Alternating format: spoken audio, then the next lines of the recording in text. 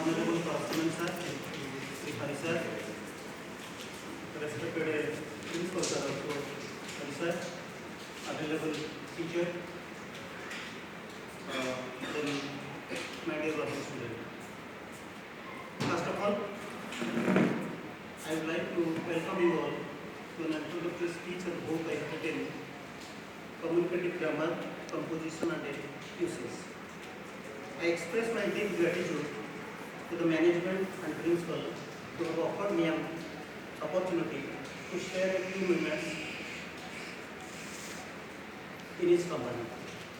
I believe the book will be of immense utility and a psychological booster to those who use the foreign language.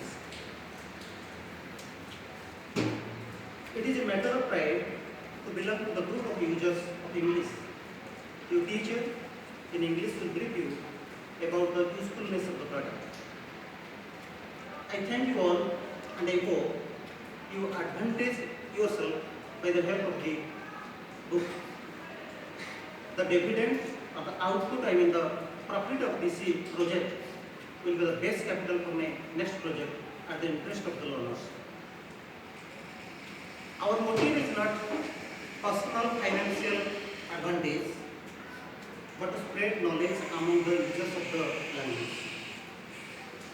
I shall be richly rewarded if the product will be a useful one and will be a welcome received among the learners. What is knowledge? Knowledge is exactly not what we have learned or stored in our memory. It is exactly that what we can press in use rightly to right persons at the right time. Languages of the world are purely utilitarian, useful. We learn to use. Learning a language that we cannot press in use is absolutely needless. As the teacher of the language, it occurred to me that the desire to learn must be effective and at collective interest. The idea is superb, the necessity is imminent, and the issue is of critical priority.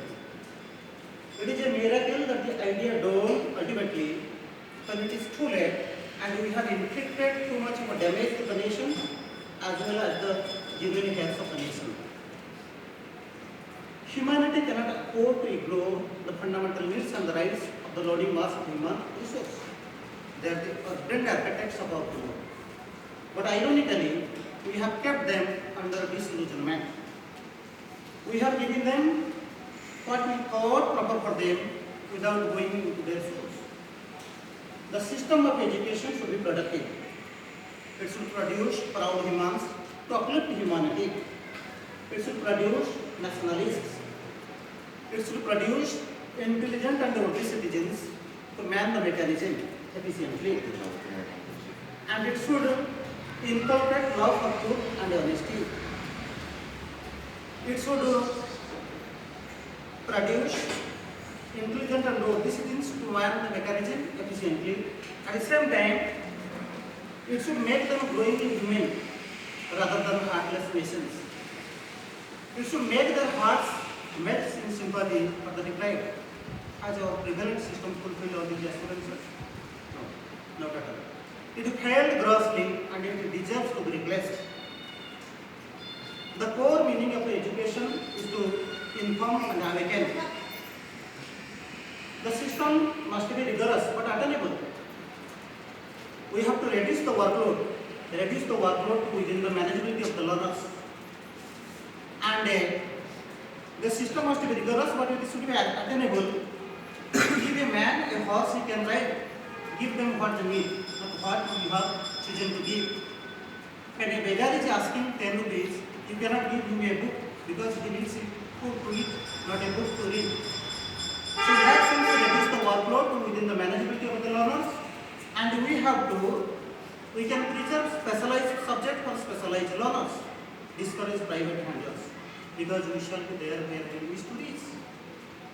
I would love to draw the attention of the right audience.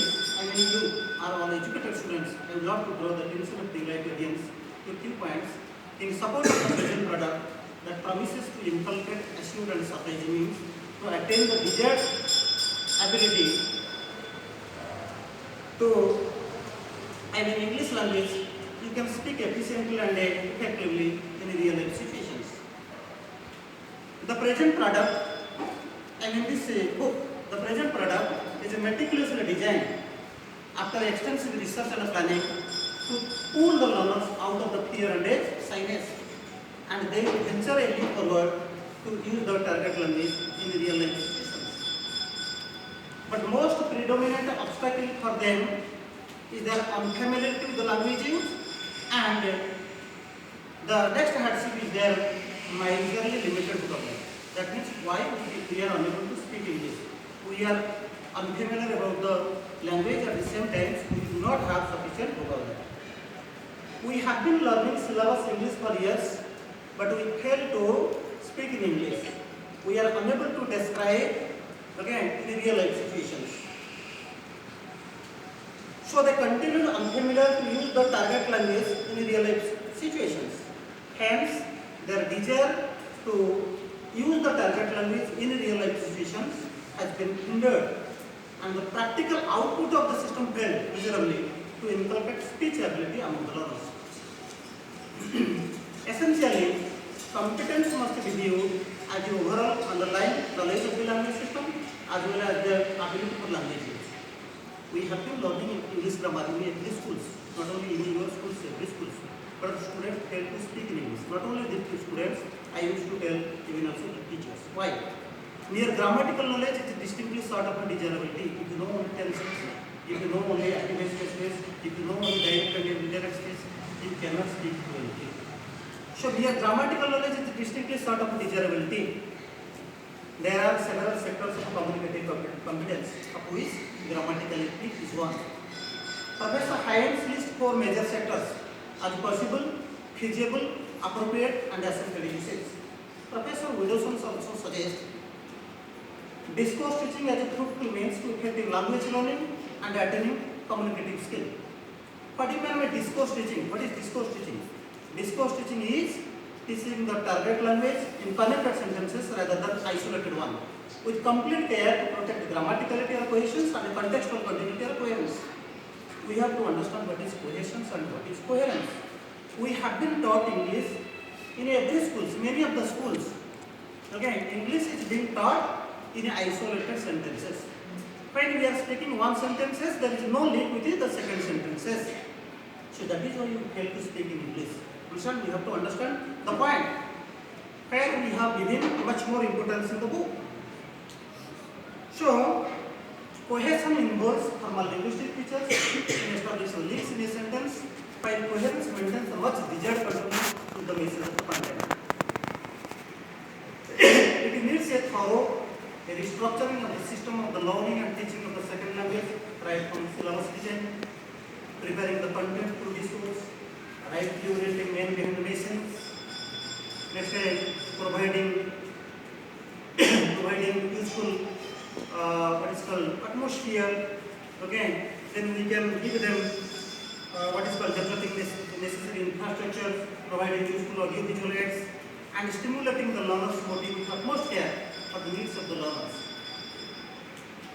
Teaching should be the learner's central ideally to make it more effective both individually and collectively. The present product takes a long time to fulfill the commitments and desired communicative skill. We need to view English as the universal language of knowledge transfer. What is English? English is an international language, and we have to consider it that we have to view that English has the knowledge of a universal language of knowledge transfer. Once we accept to teach English as communications, we can no longer think of language in terms of isolated sentences. We should not use any isolated sentences. When we speak one sentence, the second sentences have some reasonable connection with the second one. Then only we can speak in English. That is what I want to say. The ability to compose meaningful sentences is not the only ability that qualifies us to communicate. The real communication takes place when we can make use of our sentences to make a variety of different functions like describing, classifying, recording, asking questions, making a request, passing orders, advising, etc. of an essential social nature. So, language learning is a skill-based learning. Language learning is a skill-based learning. One needs to learn the skill of listening, reading, writing, and speaking to be able to use the language. What is called listening? First, we have to know what is listening. Listening means to identify each speech sound in connected pitch and to practice it rigorously and to produce those sounds accurately with the help of the speech organs and take notes of the key point of the speech. Listening is the key to speak. What is called listening is the key to speak. I have been staying here for some 22 or 23 years. Okay, I have never learned a single Telugu words. But anyway, I am speaking also Telugu. How? The thing is that listening is the key to speaking. Language learning is an imitative learning everywhere. We imitate the sounds we listen. And a language is best learned when it is hard spoken in context. Silent learning has its worth. But you see, advantage cannot be compared with the rich dividends of a loud reading. It benefits both the readers as well as the listeners. When one reads aloud, he also listens to what he speaks. He can very well access the phonetic accuracy of each word he utters, and he can improve his own pronunciations. And he creates a healthy opportunity for correction from among the listeners. When one reads a piece of text, he may come across